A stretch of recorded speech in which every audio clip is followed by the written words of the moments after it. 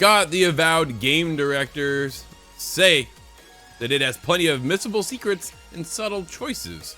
Shows off extended gameplay. This is Mark Warren over at VG247. Dude, I feel like we haven't been there in a while. Yeah, not too often. Yeah, not lately anyways. Following its appearance at the recent Xbox Developer Direct, Obsidian has offered some fresh insight into what players will be in for when they delve into its upcoming fantasy RPG, Avowed. The answers? You'll no doubt be glad to hear. Mention a lot of the stuff that people have loved in the likes of Baldur's Gate 3. Yes, we're now at the point in which every big RPG comes out is inevitably gonna get more or less compared to that giant game. It kind of makes sense. Well, that does make a lot of sense. They raised the bar for that whole entire genre. Which is nice, right? This is where that competition is good for others. So this is cool. Oh, I have friends that are still stuck in it. They don't want to play anything else. Well, there you go, right? Like, man, that game is so long. In the Xbox Wire write-up that arrived alongside the official Xbox podcast episode featuring an extended look at the Quest gameplay we saw at the Direct, Avowed's game director Carrie Patel said that there'll be plenty of stuff in it that you can easily miss in Aura. Aura? Yeah. According to Patel, that quest itself is entirely discoverable, which means it's also entirely missable. As you navigate the game's world, which is made up of open zones that is comparable size-wise to the Outer Worlds areas in the larger side. Scott, did you play Outer Worlds? Yes, we had the Outer Worlds, I want to say like 3 or 4 years ago now. That was quite some time ago, but I really enjoyed my time there. Nice. One of the big delights of being a developer on a game like this is creating so much for players to find and knowing that not everybody's going to seek it out and not everybody's going to find it, but knowing that the players who do are really going to enjoy the secrets they discover.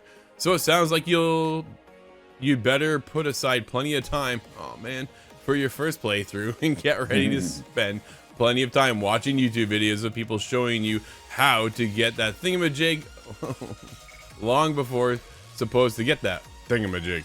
Scott, this is one of the things about I think is going to bring the opportunity for something kind of hits where, how do you feel this will compare to Starfield?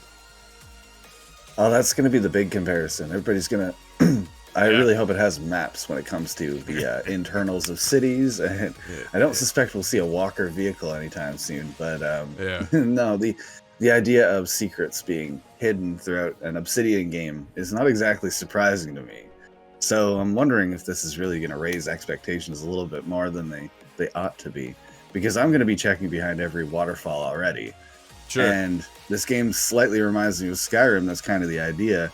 I move around like a honeybee through Skyrim, grabbing every little piece of everything through it. You won't hide anything from me. Well, that's just it. I'm very curious to see what path you go down versus what path I'll take, right? And then this is where it creates that water cooler moment, right? Back in the day, they coined it. But it's one of those opportunities like, hey, dude, I went this way and I found this and discovered this and that led me to this quest, which then, you know what it does? It kind of reminds me a little bit of The Witcher 3, where you do a side quest, but the side quest isn't like 10, 20 minutes. It's like an hour and a half. I'm wondering how far it takes that kind of path, and it opens up for opportunities for us to get into these unique discussions of things that you discover versus what I discover, which is always one of the coolest parts about games for me, is that everybody's experience is often so different. Oh, when it comes to secrets hidden throughout that you might discover and I might not, I think that comes to conversations. Certain NPCs, hopefully, we bump into certain missions along the same lines. When I think of Witcher, you go through a city and you talk to a bunch of people, and now you have extra quests. And I hope the world is that rich and diverse in this one too. Definitely, I hope so as well. I want it to be there, right? I want to dive in and have so many people to talk to. Not that I want to be overwhelmed with it. I think that's the other side of it. Like, how big is this game going to be, Scott? How long is this game going to take to complete? When, as a reviewer, right, we always try our best to get from point A to point B from the story, so we wrap it up, because the story ending always has an impact on the score, right? It does play into how that feels. Did they pull it off in the end? Often, a lot of gamers will get partway through the game and just bounce out. It happens to all of us, right? They just all of a sudden there's another game. Dude, there's a dozen games out on a daily basis. So can Avowed keep us around from point A to point B and still mingle in all these other little side quests that want to keep us going forward, and then tangent off to this way? Dude, you know what it kind of is that GTA idea, right? I'm gonna go here, but it took me like 3 hours to get over there because I ended up going over here, and then I went that way on some other quest because I ran into somebody else, and then all of a sudden that then led me down a rabbit hole of going to here, here, and here. So it's kind of one of those, dude, there's opportunity here. Will this be in the Game of the Year discussion?